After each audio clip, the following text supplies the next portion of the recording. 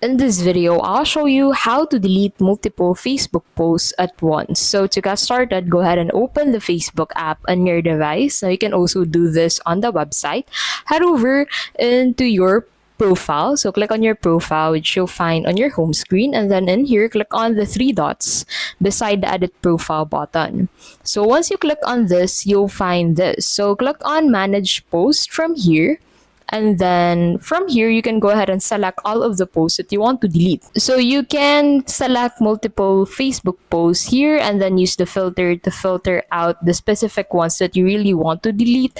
And then after you select the Facebook post that you want to delete, you just need to click on the trash can icon, which you'll find at the right side of the bottom of your screen.